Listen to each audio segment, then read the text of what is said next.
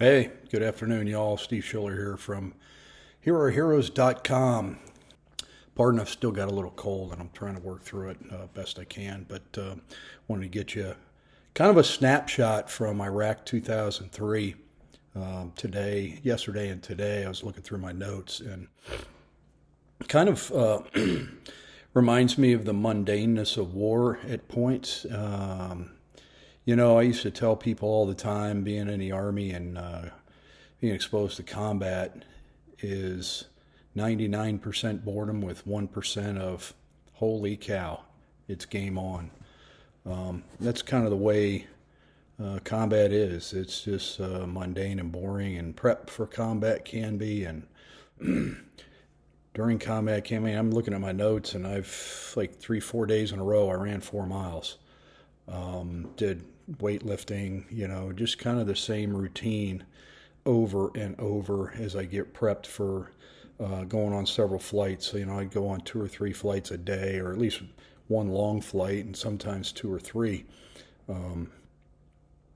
But it's kind of reminds me of just the mundaneness of being there and being available. You're not always needed, but being available is important. That's why I always tell my leaders, if you've developed a good unit, your unit shouldn't need you, but you need to be there when they do. Help them work through issues, etc. But it also kind of shows here that it's not as mundane as one might think. Might be mundane where I am today, but on this same day, D Main, Division Main of the 101st got mortared, and there was one soldier killed. There was also an IED in Widowmaker's sector that had 8 wounded. So, it can be mundane in areas, but also obviously terrible in other places. We're doing other things. Safety Day. I mean, we're in combat and we're talking about Safety Day, which seems kind of mundane and counterproductive. But as aviators, we're always trying to be safety conscious.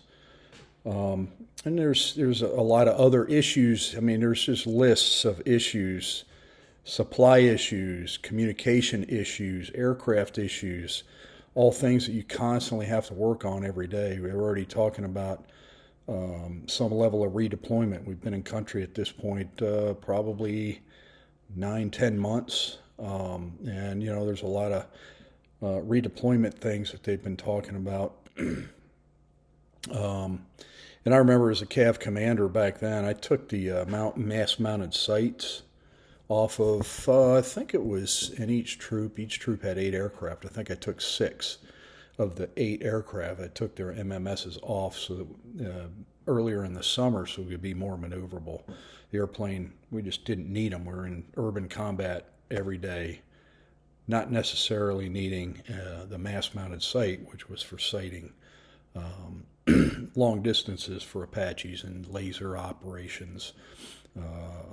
It just wasn't necessary, so I took those off, and took a lot of flack for that. But our guys were appreciative because they could maneuver that aircraft way better with that 300 plus 400 pounds lighter and more gas, more maneuverable, more ability to carry more munitions for the close fight that we were doing at the time.